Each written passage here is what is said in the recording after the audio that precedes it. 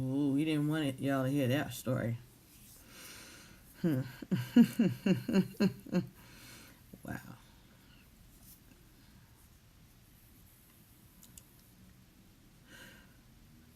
Oh, I'm gonna tell it. If this is what you want, I'm gonna tell it.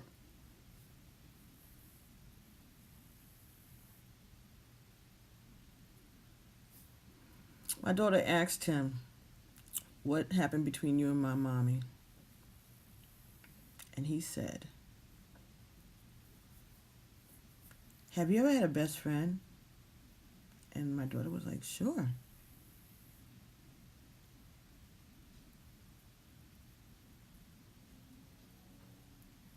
He said, "Do you know what it means to be betrayed?" She said, "Uh-huh."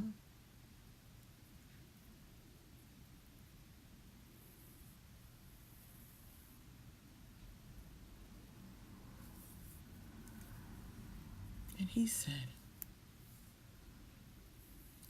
"Have you ever felt like your best friend betrayed you?"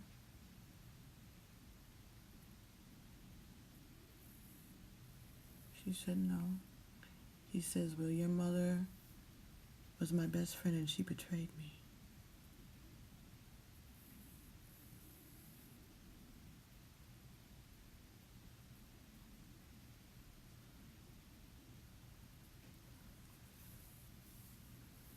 How do you say that to a 10-year-old?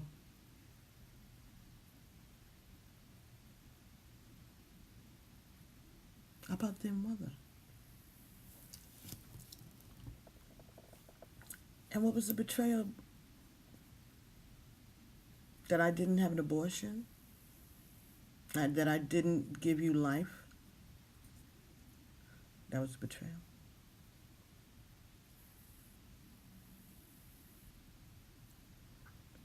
But by using those words in reference to me, he set off a second kind of mean inside of that child. A rage that I have dealt with every day of our lives since then.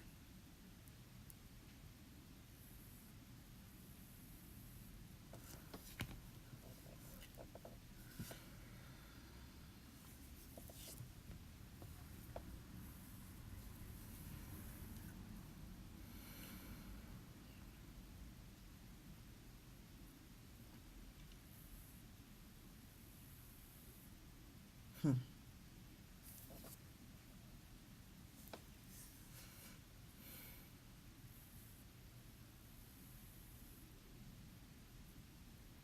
What was the first and only gift he ever sent her?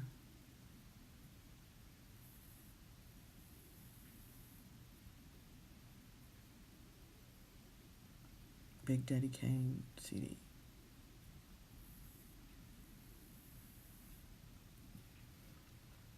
She was 10. Explicit language all over. I don't care if she said she wanted it or not. You're a parent. The hell's wrong with you?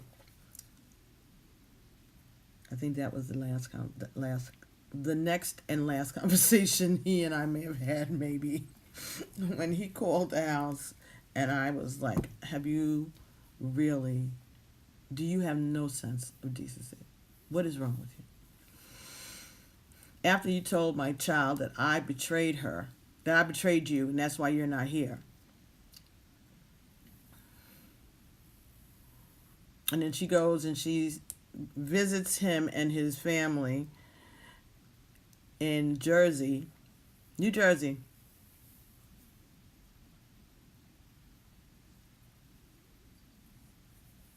Real exclusive neighborhood.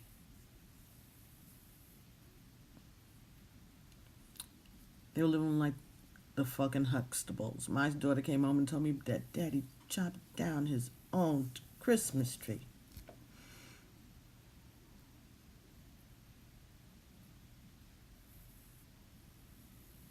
That's good. Of course he did. He's cheap.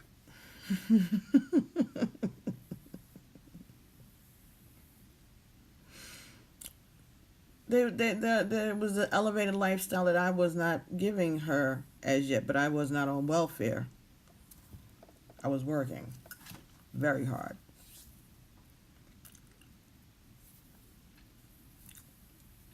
And I had gotten some money back from child support from arrearages when I finally took them in. They had miscalculated something, and they gave me enough that I could afford to buy a new car.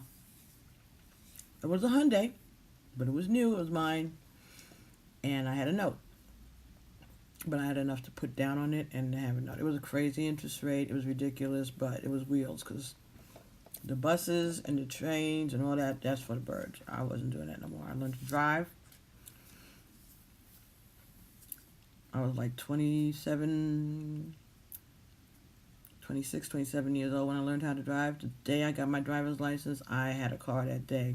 A friend of mine gave me a 77 Dodge Swinger. And I drove to work. And I've been driving ever since. But anyway.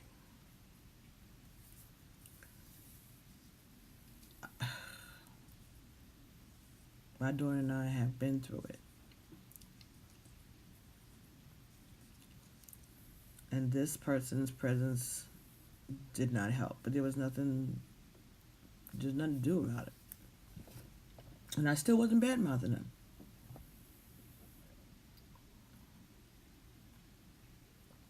Not to her. Not to anybody.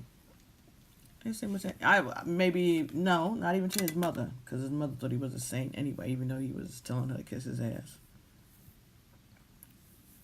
Constantly and consistently. But that's her child. But anyway. And I see the parallels also, the synchronicities at this time in my life, my mother's life, my aunts, my grandmother's life, things like that. So I see the synchronicities, and I'm starting to see the full picture. So I know that this whole thing is part of my ascensions and my lesson learnings and the breakthrough that I need to have in order to fulfill the cycle that I need to fulfill for myself and for my family. And I am thankful and grateful for these opportunities, and I'm grateful for their confidence in me. No matter what else is going on in my life, I am in my intention, my main intention, this is my focus. All the roads, whatever I do is leading back to this here. So I am very grateful for it, and I'm very thankful for it. Can I please just, let me get back.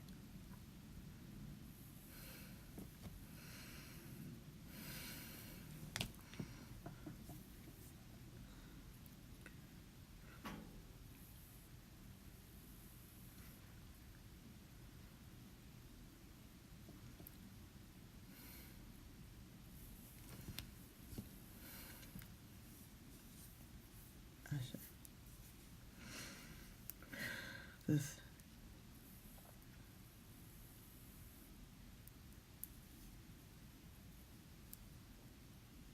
But let's suffice to say, my daughter and I, like I said, we did not end up on welfare, and I was able to provide a pretty nice life for herself and myself and her and my son.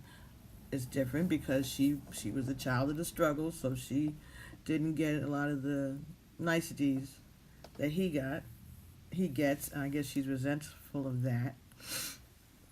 But again, that's part of this path that she and I are on.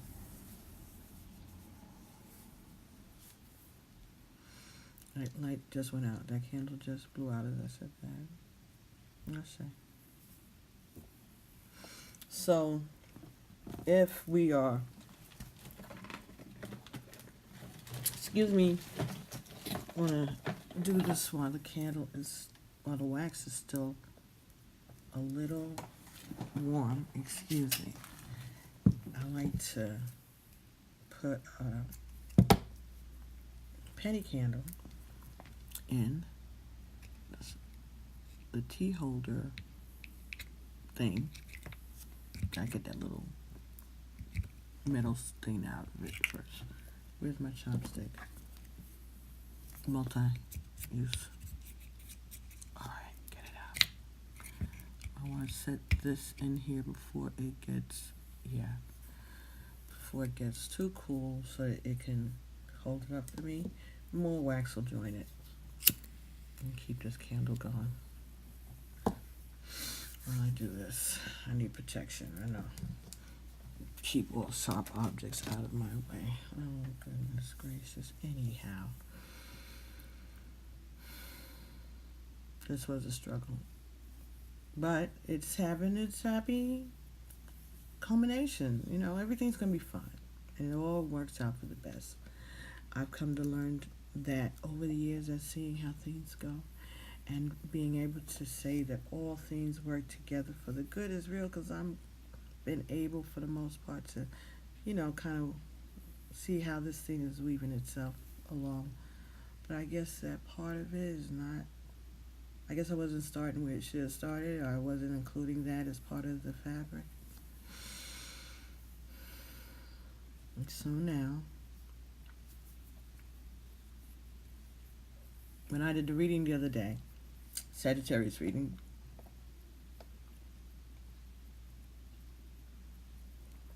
it spoke about this kind of a relationship, and it said that the person, not the person, not you, or not, you know, the other person, that there was a person who wanted to apologize for what they had done and what it had caused, and they wanted the Sagittarius to include them in part of their family, and to give them an offering. Now, let me tell you, this conversation started off with me and my son. And but at one point in the conversation, Karmic One had come into my space and was sitting across from me in my room, and we were like exchanging not niceties, basically. And my son is standing there, and my son says, I'm going to let you and him have this conversation all to yourselves. So, see? And he says, but call me before you call 911. He says, take it easy.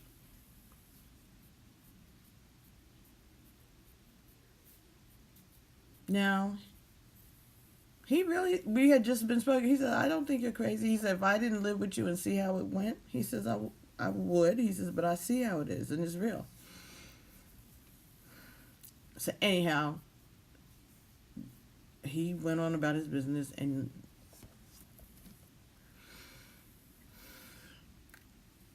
I was led to play the video back again with the mindset now, as I'm watching it, that this is for me, and this is about Karmic One.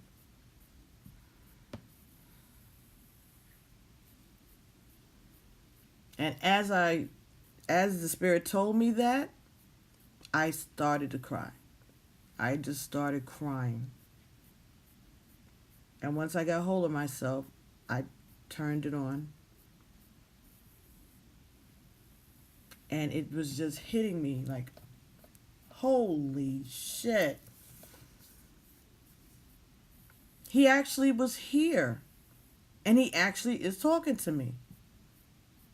No shit. And engaging in conversation.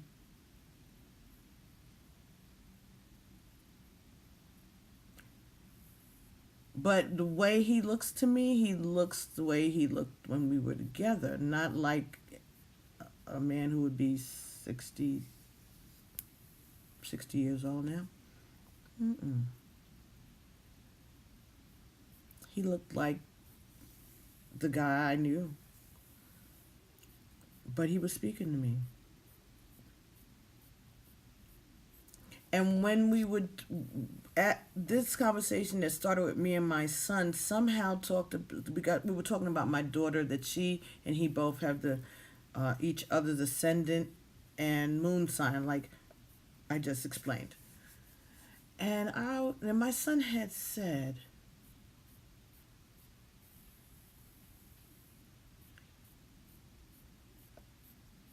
when I was saying how, I know that you must think I'm crazy and weird. I said, what do you think about this stuff? And he says, if there are millions stars in the sky, there must be a million reasons why. And we both like stopped and looked at each other, and I was like, yo, you should make a mime. And we both started cracking up, right? Cracking up. But then I said, no, no, no, no, no. So we were laughing and everything. I said, see, this is why we should have a webcam in here. I said, for moments like that, because we can't recapture that. We're cracking up. So I got a pen and an envelope, and I started writing what he had just said. If a million stars twinkle in the sky, there must be a million reasons why. When I got to the word reasons,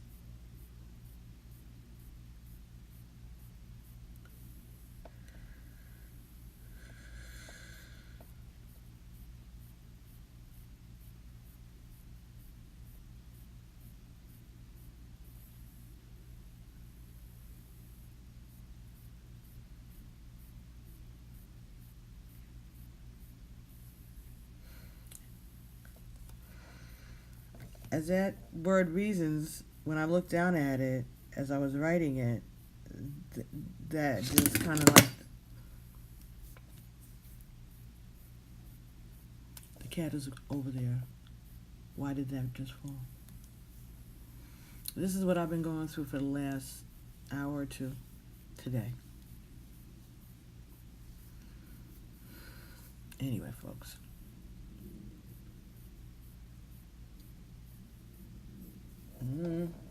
Let me put some incense on his soul of this here. So anyway,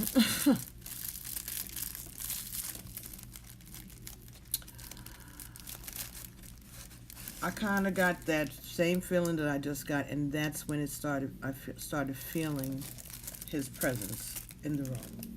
That's before the conversation started. My son was like, "I'm gonna leave you and him here."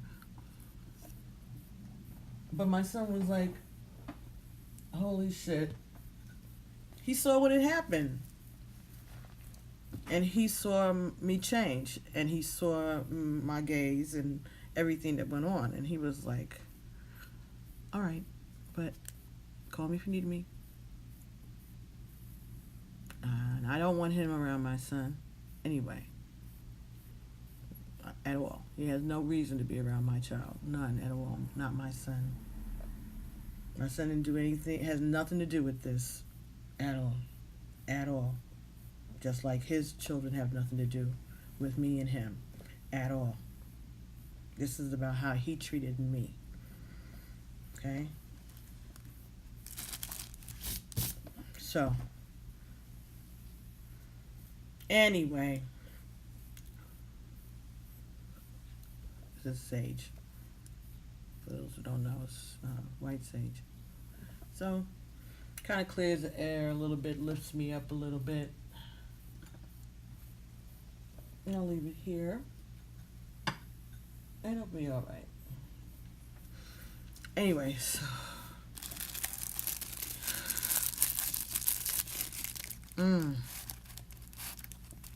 So I felt this energy here. Okay, I already have one up. I felt this energy here.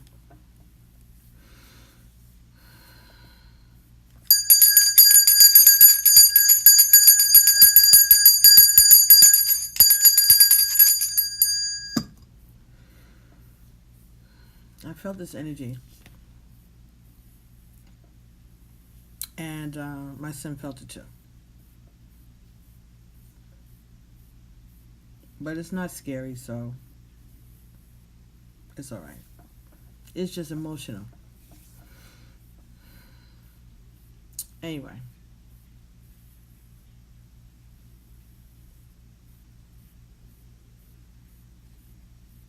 The same year I retired,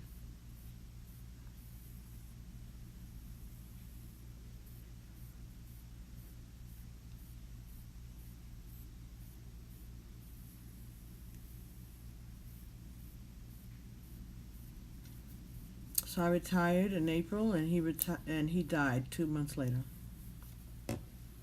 Two.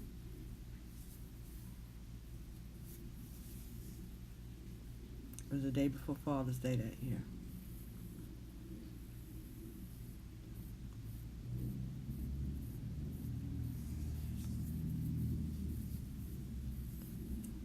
One of our friends from college who I still kept in touch with, I still keep in touch with.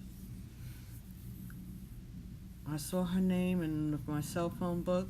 My cell phone, when it came up, when she called me, I had just dropped my son off he was going to the local college here. I just dropped him off, and I was on my way back home,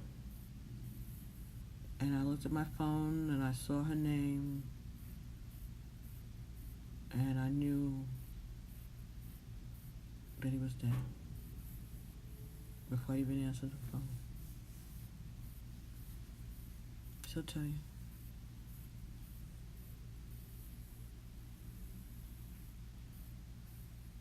She was actually the friend that flushed the toilet when I think I had a miscarriage, and we'll never know because she flushed the toilet and they couldn't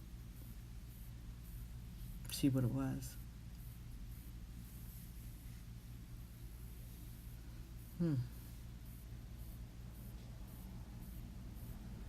Interesting.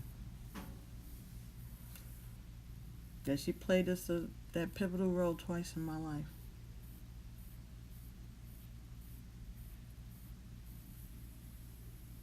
So I asked my sister and my brother to go and tell my daughter, because she lives in her own place. Thank you, Jesus. And they were with her, and they did.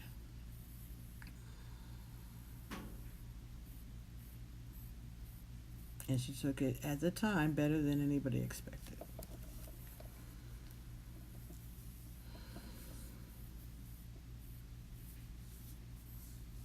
But he's been haunting her before, and he has been haunting her ever since.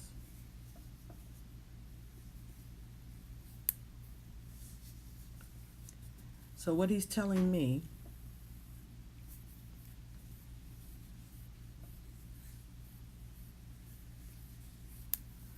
is that in order for him to, like, he's in like purgatory, like he's stuck at a certain level here because I won't forgive him.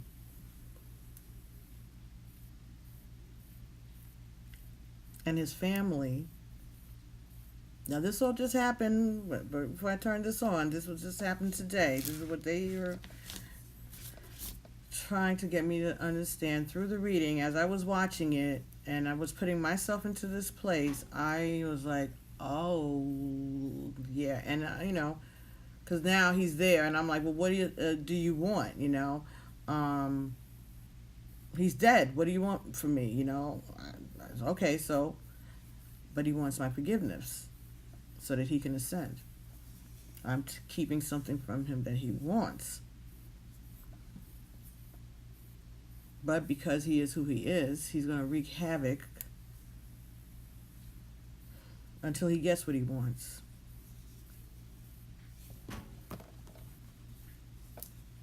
Acknowledgement, right?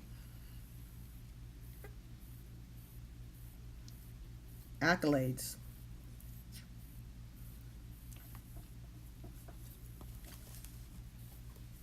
Politicians. This guy that used to be the assistant governor in New York State did his eulogy at his funeral. His mother was there. The gentleman didn't even acknowledge the mother throughout the eulogy because he didn't know she was there. He thought she was dead already. No one acknowledged the fact that his mother and his sister were sitting in those pews at his funeral. My daughter and I were not there at all. We're not even interested in going to this event at all. And his raggedy ass wife, who don't know me from a hole of paint, had security at the funeral home just in case my daughter and or I decided to attend. What? Who the fuck? What? Please. What? Really? You got money like that to spend on bullshit, on nonsense? Who the fuck is he? Who the fuck? I know who he is. I've never bought into that nonsense, that bullshit. And he knows I know who he is. None of you do. None of you know who he is. I know who he is. And he came to tell me that in that video, that I know who he is. I do. I do.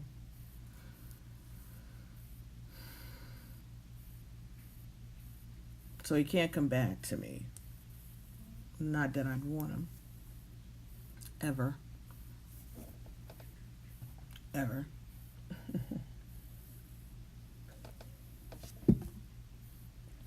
But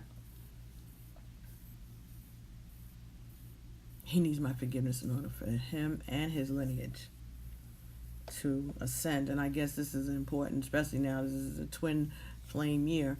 And maybe because of that, they want to be part of the party.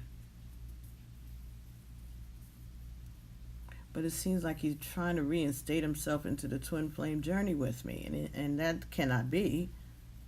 He's already passed over.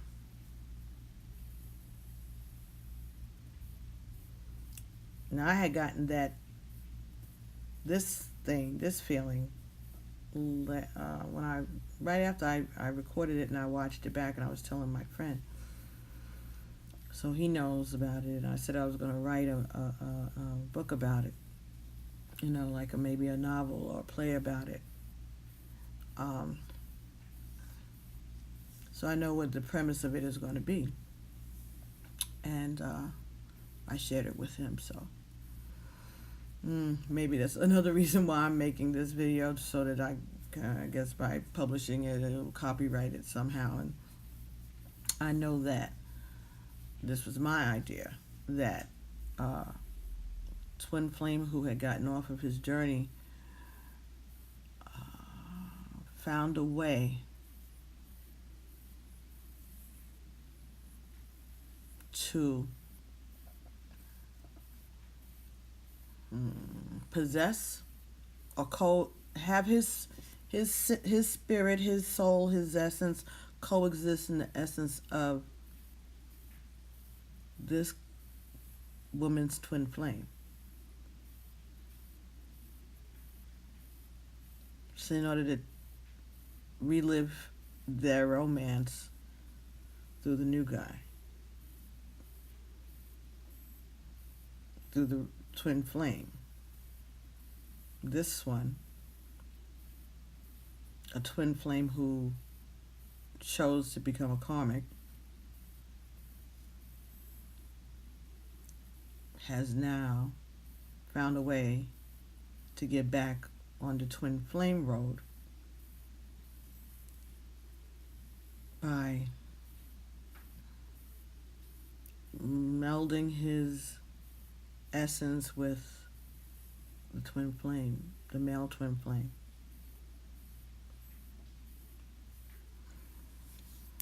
That's the story. That's what I feel is happening. And that's the story I'm going to write. And I've only told this to my son and to my friend, who promised he's going to hold on to it and we're going to write it together. He's a creative person.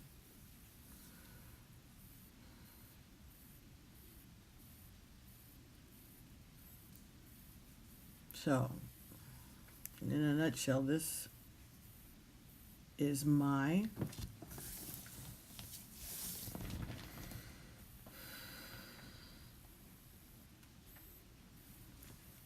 you have to heal yourself if you want to work with people, healing them. And you can't leave stuff out.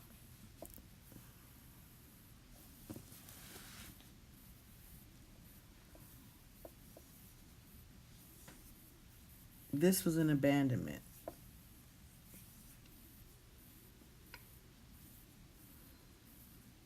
This helped to not start it. No, you always had it. Had it before.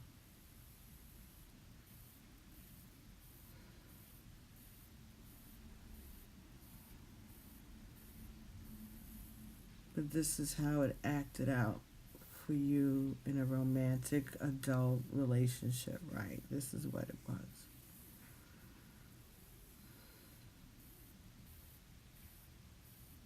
Right. This is the first adult relationship that I had.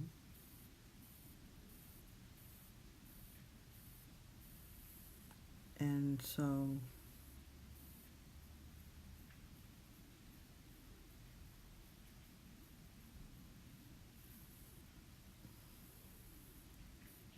that is the importance of it. That's it. The first, being the first. Okay, got you. That's what it's important about, being the first adult relationship. And then the forgiveness.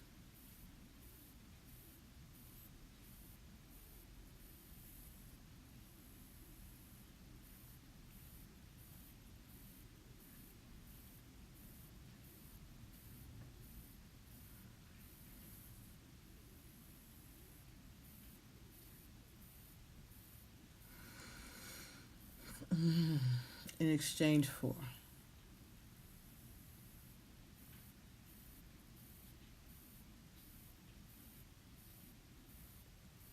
her healing. That's what you owe me.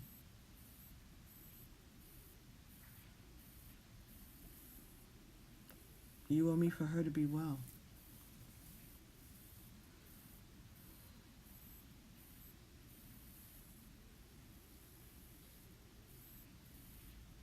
Mm-hmm.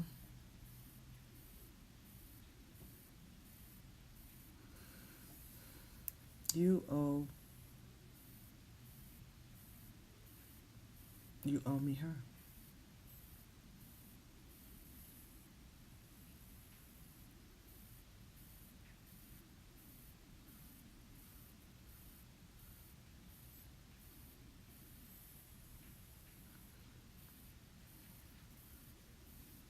That spirit of that Connie, that other twin,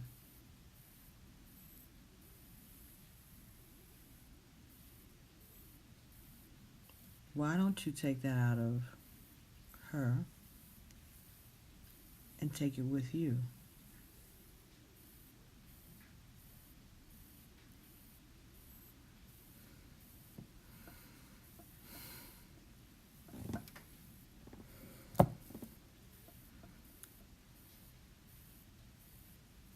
Mm-hmm. Mm-hmm. Wouldn't that Wouldn't that be a better way to do it? You can hold that spirit and love that spirit that's the same as her. And it's part of me and you.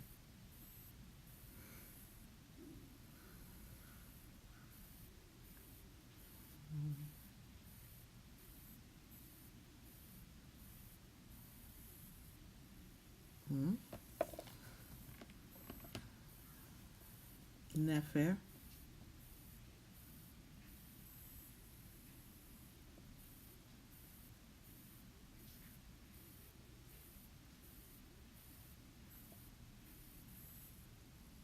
Sure, I forgive you.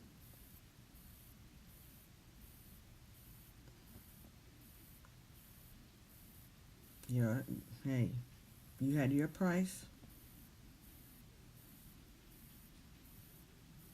This is mine.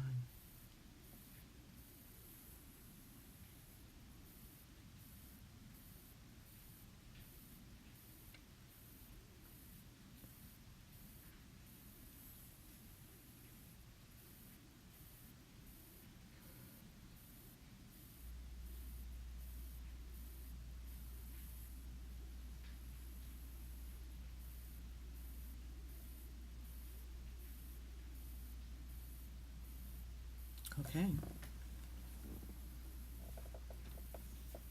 Mm-hmm. So,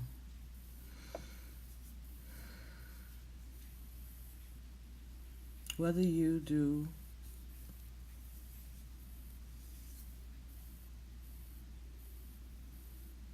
what you agreed to or not,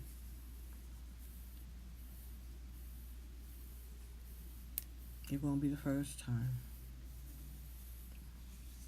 I'm going to keep my side, which is to tell this part of my journey, this part of my story. And believe me, this is the condensed version of this part. But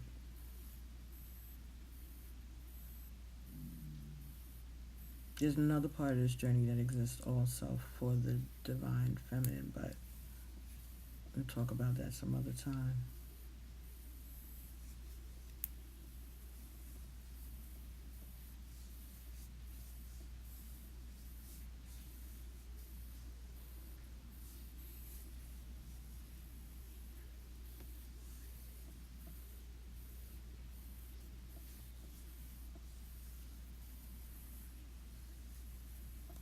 We will look for healing for her. Mm-hmm.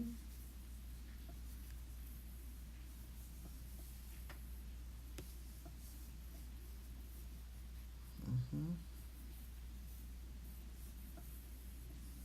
So,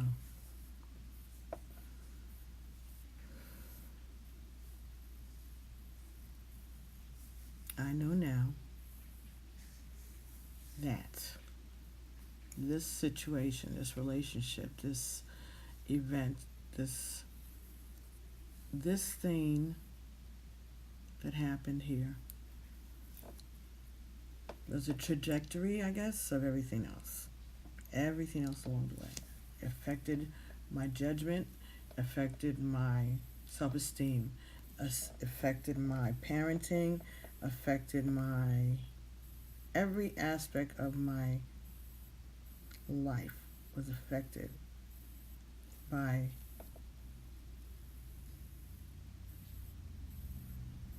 those decisions, those two differing decisions, his decision and my decision. And so he took one path, and I took another. Now his path brought him prosperity. Don't get me wrong. He wasn't groveling in the Bowery somewhere when he passed away. Not at all.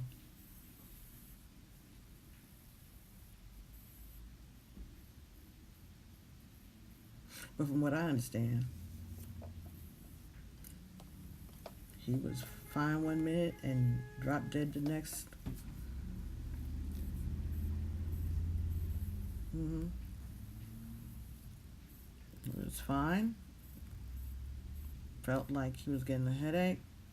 Called the ambulance. Was in the ambulance with the people laughing and talking. By the time they got to the emergency room, he was dead. Aneurysm.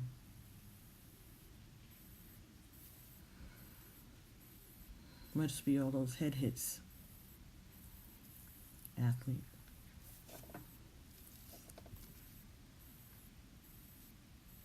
Or all that stubbornness. Sagittarius man. So I guess what this is me saying, acknowledging, because of course he wants to be acknowledged, acknowledging his part in bringing me to this.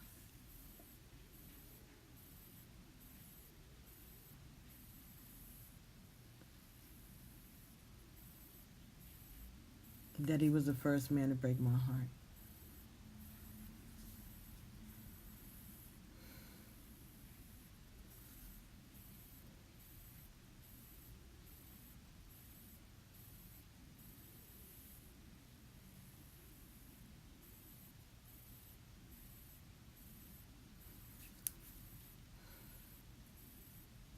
I think they're more disappointments.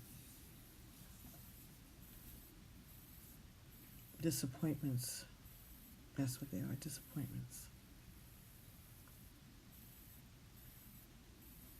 People that won't step up to the plate and do their part the right way. Cowards. This is cowardly. Very. Very cowardly. And uncalled for and unnecessary. What he did. Cowardly. And you were cowardly. The next one is cowardly. We have a lot of cowardly people running around here. A lot of cowards. These men. That weren't necessarily raised by their mothers and all that other crap.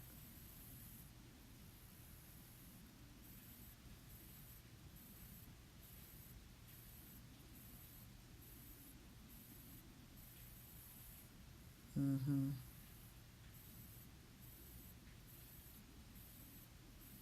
Mm-hmm. It's a different generation than Trump.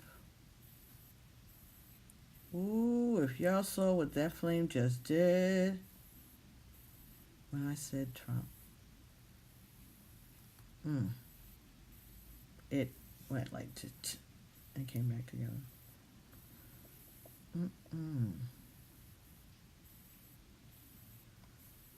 Anyway.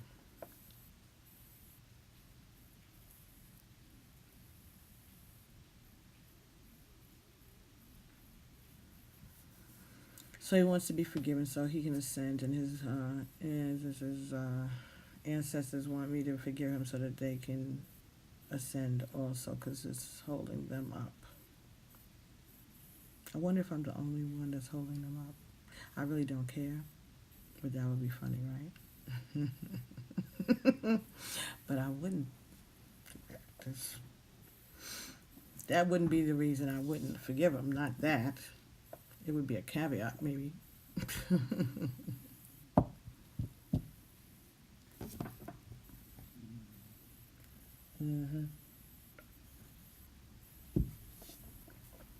But I think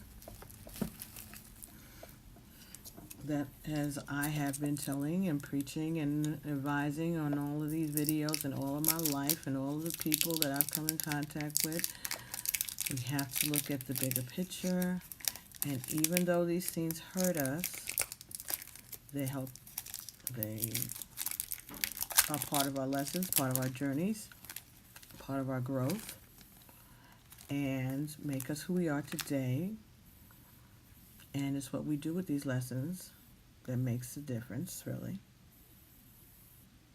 And there are those who choose not to learn from their lessons or to go a different way. And there's going to be lessons everywhere. It's just what kind of lesson did you contract for? So,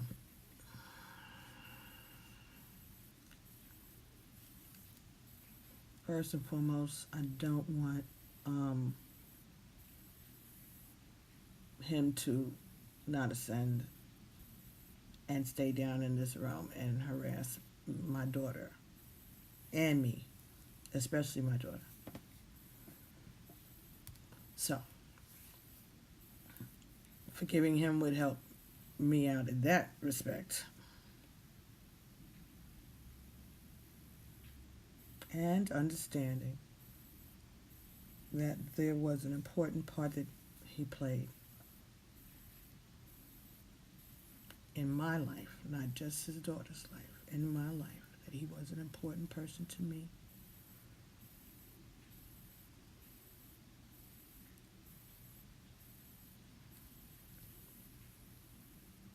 That we taught each other things. Yeah, we did.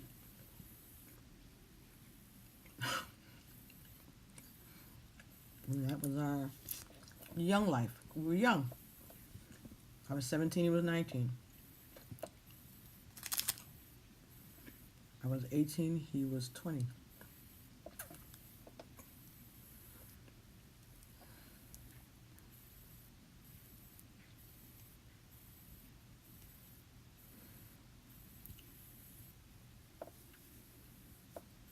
Anyway.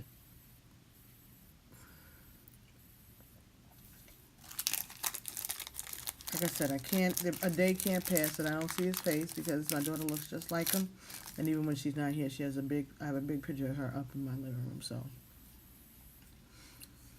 I see her face every day. I've seen his face every day. But I didn't choose to feel negativity towards him because I didn't want it to affect the way I interacted with her. I went out. I was very thoughtful about that. And though I know I'm not perfect, I think I did a good job compared to what it could have been.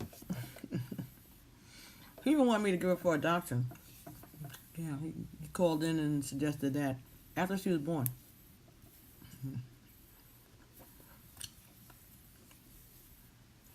That's when I told him that I want nothing from him.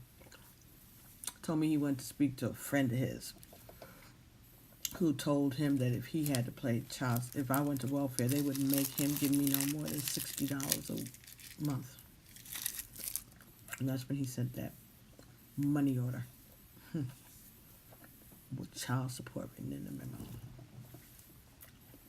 But you know what? I ain't got a lie on him. I got a copy of it still. I got a copy of it still upstairs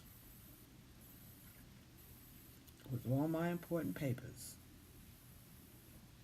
Because I ain't going to tell that story. I don't want nobody telling that story no other way, trying to make it sound like it wasn't him and he didn't do it.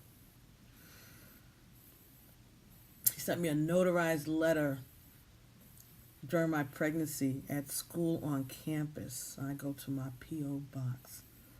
There's a notarized letter from this cretin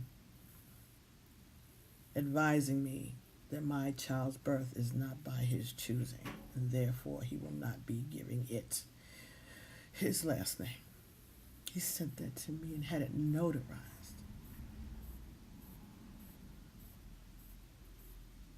And the notary public was some woman. She might not even know, but did you read that, miss? Did you read what he wanted you to notarize? I don't even care about what the relationship was or wasn't. I don't even think about it like that. I don't never even thought about it like that, really. Even if you were a teller at the check cashing place, ma'am, did you read that? what he was sending to me in 1979, 1980.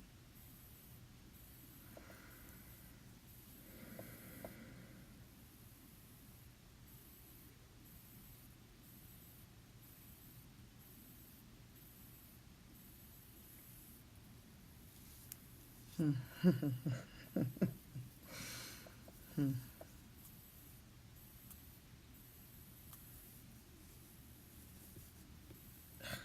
I can't. I can't. I can't. I can't. I can't. I can't. So many things. Vindictive, vengeful, nasty, unnecessary things.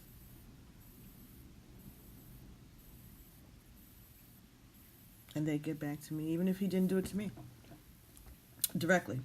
It was always about me.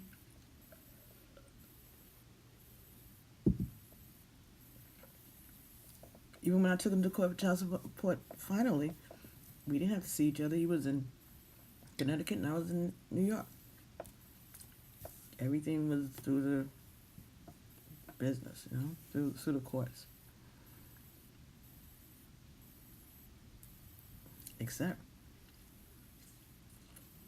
anybody been to child support court or through custody hearings know that when a person either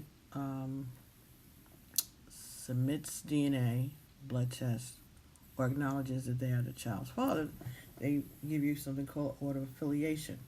All right, so this means this child is this man. This man is acknowledging this child. He paid child support all those years, with no order of affiliation.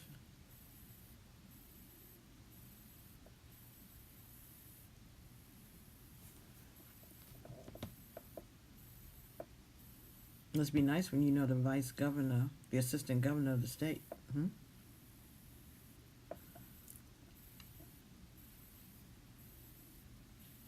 Another Jesuit, maybe?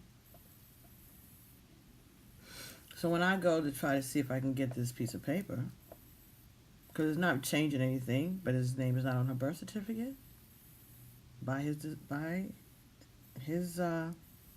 insistence, and there's no order of affiliation. So when I go to the court and I try to get it, oh, there was a fire and it got burned with those records. A fire where? In Connecticut. So why don't you have a copy here in New York? It was before they sent it.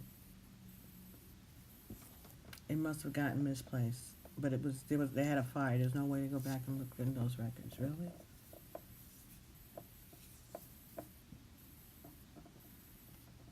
And so now this, and that's the early part of the story. That bit.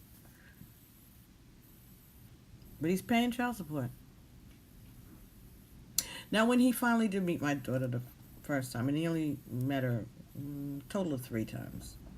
Well, 4 when she was 5 months old, and I brought her to see his parents, and he didn't speak to me the entire time I was there in the house with the 5-month-old baby. No, 5 weeks old. 5 weeks old baby.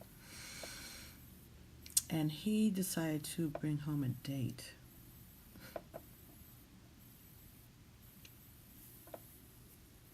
And when I'm downstairs fixing the baby's bottles, and the kitchen is here, and the living room is here, and there's no wall in between, just like a arch, but it's a big, this is a continuous room, just a little arch around, plaster wall.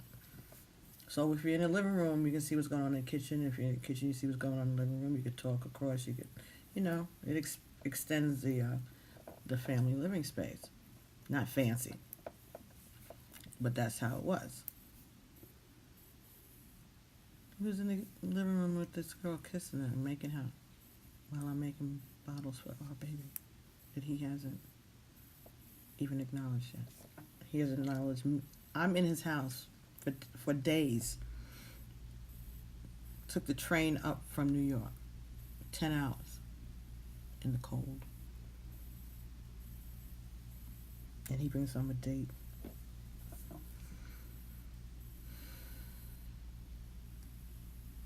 Anything, any humiliation, because I disobeyed him. I guess he didn't count on him passing away before me. I guess he didn't know that part of the contract. So I guess we win on our side for now.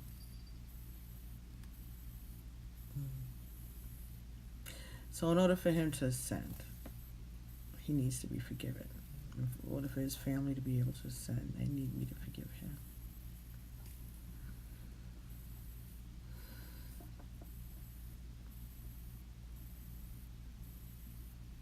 Because all things work together for the good, as all things do, right? So this is part of the path.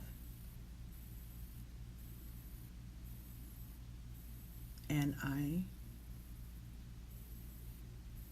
overcame it. I got through it. I persevered. And I'm still persevering on all of the remnants of it. And did I tell you we have twin grandchildren? A boy and a girl?